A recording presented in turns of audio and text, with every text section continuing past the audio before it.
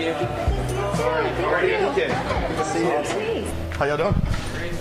Thank you guys so much. I appreciate it. Last time we got a chance to talk. Yeah. You guys taught me the biggest lesson of my career because I hadn't seen the show before we actually did the interview, and then I saw in the show, like, it blew me away, right? I mean, you incorporated magic, like all this stuff, and for weeks I hated myself for not knowing how awesome the show was and talking about it in the interview.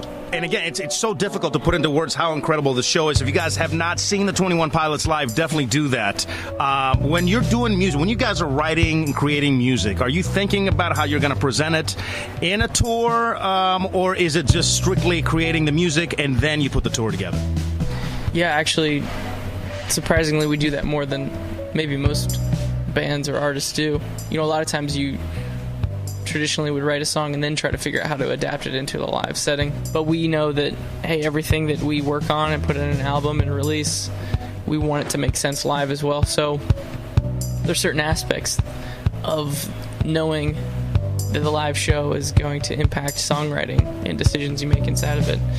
Take the song Trees, for example, like the end of it doesn't really make sense structurally songwriting, but we knew that, like, that's what we want to end our show with, and we want to be able to do this with the crowd at the end, so it can affect the songwriting. At what point did you put that together, that those two things go hand in hand? Well, really the first time I went over to hang out with him, and he was kind of like working on a song. It was just like, I think at this point we should try and do this.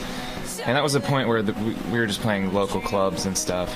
And so there wasn't really any way to just put a song on the radio or whatever. So live was the only way that we could get our songs out there. Can we talk a little about Iceland, though? Because I've been trying to get to Iceland for, 5, 6, 7, 8 years now. Wow. Yeah. You know, any kind of advice when you go, like a must-see that maybe people just wouldn't even think about? And how did even Iceland come together for you guys?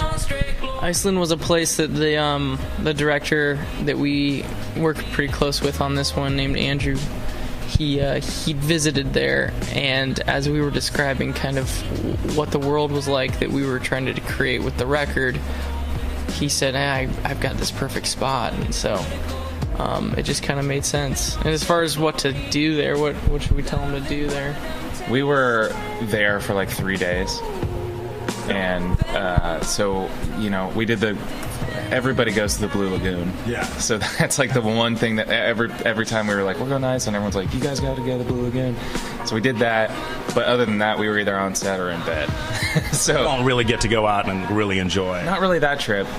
And it's crazy there because it's bright all the time. So we would wrap, at like 5 a.m., but it felt like it was 5 p.m. See, I want to do that too. Like, I want to go during the winter so I can see the lights. Yeah, I mean, I think the lights would be cool. I would love to go back just to explore and visit. Yeah. Because there's a lot of, everyone just says there's a lot of really cool places to check out there. How has the last 4 weeks changed for you guys in your life? Like, now that the album's out, all that stress is gone, what's it like to be you guys now? I think the only real change that we've felt in the immediate moment is maybe each night. I think the new songs are a little more and more familiar to the audience, just because the record's been out longer. Yeah. So we basically, we released a record, and then 9 days later, where we were touring it. So that's not a lot of time for an audience to get familiar with. We played like 9 new songs. Let me tell you something, man. People are definitely familiar. When your album came out, we took an entire weekend. Denise and I were married. We rented a cabin just to have a listening party, just us two, to check out the album. Yeah, that's cool. I want to do that. Yeah, we need to listen to our record up in a cabin. Yeah, we need to do that. Because I know we got to wrap up, but like for anybody that's just now getting into the game, I love asking this question. What's something that in the songwriting and creation process that, like, if you could go back in your early days, that you tell yourself as advice, like, hey guys, don't do this, do it this way? That's a good question. I think that's one of the things that worked out for us, though, was that we didn't listen to anybody. There wasn't really anyone telling us how we should do things and what to stay away from and what to aim for. We always just leaned on what felt right to us and only us. And so I guess if I were to go back, I would just encourage the younger selves of ours and just say, hey, that's the right move. Because sometimes it felt pretty dark. Like there was no light at the end of the tunnel. Like maybe this isn't gonna work. And so to sit here now, sold out show later tonight. We were just craving for shows, man. We just wanted to play consistently instead of on the weekends and stuff like that. So in a way, it did kind of go back to, because it was when the whole thing started.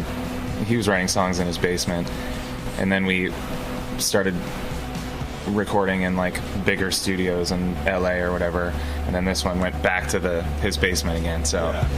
I think that was like kind of a good gut feeling originally. And with the tools nowadays, like I feel, when you're out of the studio, I don't know, is there a different influence, that different vibe, different kind of like just recording tools?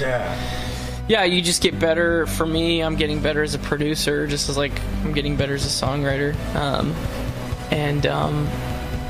But it's hard to say that one song is better than the other. And, it's all different. Records for us are a snapshot in time representing who we are, and that's why we look back on older records and we're not embarrassed of them or wish we could change and go back, because it represents exactly who we were at that time, just like this record is doing to us now. So well, thanks for the ride and musically, and I can't wait to see the show tonight. Thank you guys, appreciate it. Absolutely.